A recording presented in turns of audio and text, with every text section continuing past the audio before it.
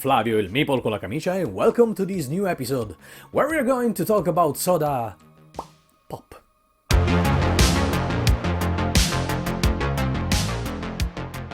Oh yes, today we are going to talk about these marvelous cans sent by Thundergryph Games that will bring them on Backerkit on the 28th of February 2023.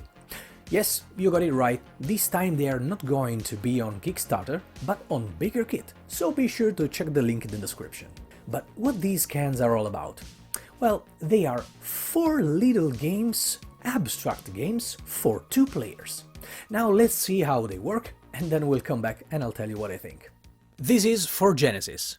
Place the board in the play area with the corners pointing to the players. Then a player removes 2 of their creatures at random, and the other player removes the same. Choosing the starting player, they place a creature of their choice in one of the summon spaces of their color, and so does the other player, with the creatures of their choice. Then it's the first player's turn, where they can choose to activate their creatures and eventually summon one, or reactivate all of their inactive creatures. When you decide to activate your creatures, you must move them one adjacent space closer to the enemy base. Or you can activate their abilities.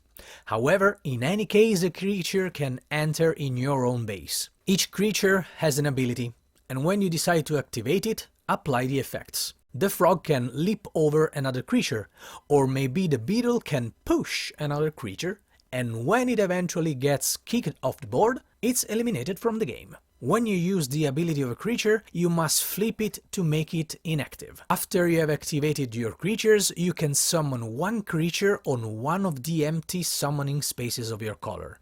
Instead of activating, you can reactivate all your creatures, flipping them back to the active side. The first player to move one of their creature on the enemy base is the winner. Or, a player loses automatically if he cannot activate or reactivate any creature. This is Catacomb. Players choose to play with white or black color.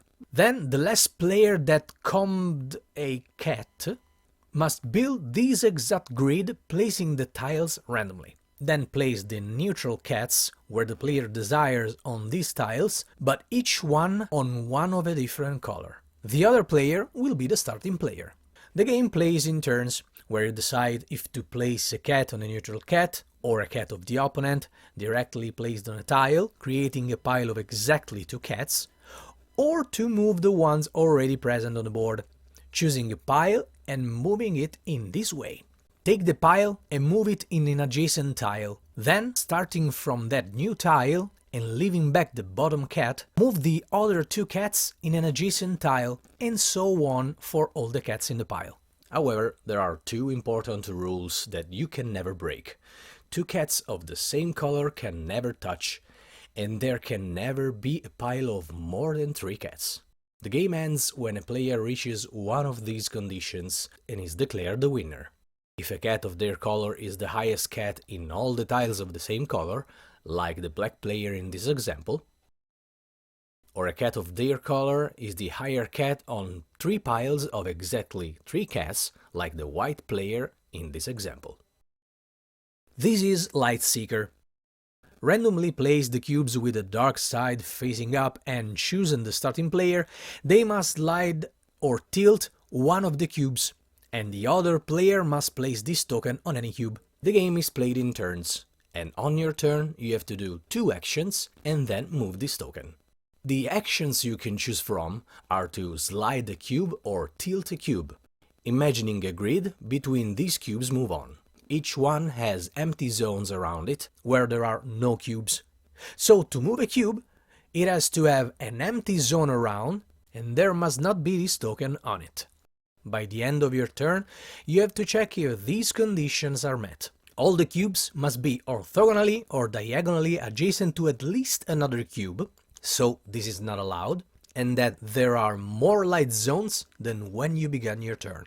As you can see, these cubes are made of dark zones, dark and light zones, recognizable by these dots. After you've done your 2 actions, move this token on a different cube. The game ends when a player creates a light zone of a value 7 or more, winning the game. A light zone is defined by adjacent cubes that creates a contiguous light zone, like in this example. And now let's see top cap. Place the board in the play area, with the bottle towards each player. Then place the caps like this. In your turn, you have to move a bottle cap of your color a number of spaces determined by the number of bottle caps of any color directly adjacent to the one you are moving.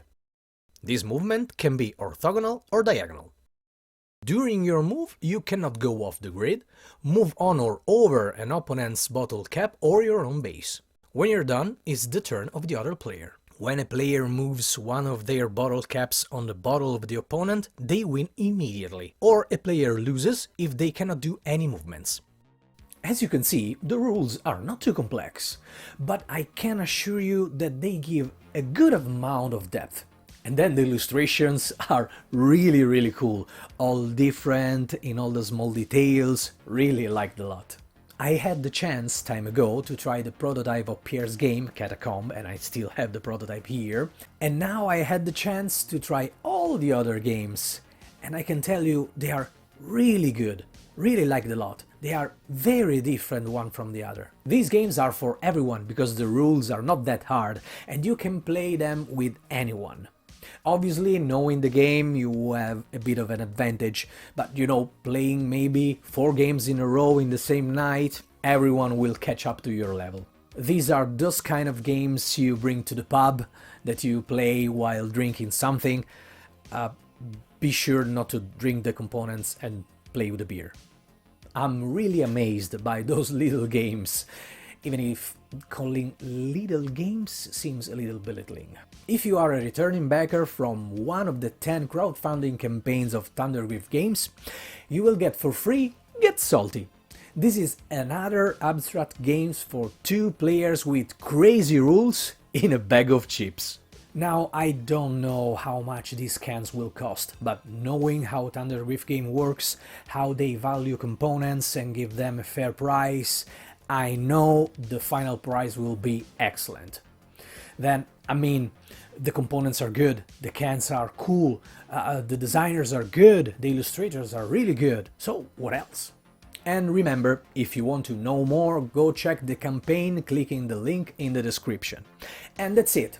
Now, if you have any question, put them in the comments and I'll answer as soon as I can. And if you like these videos, give a thumbs up and subscribe to the channel. So, thank you for watching, I am Flavio il Meeple con la camicia, and see you next time!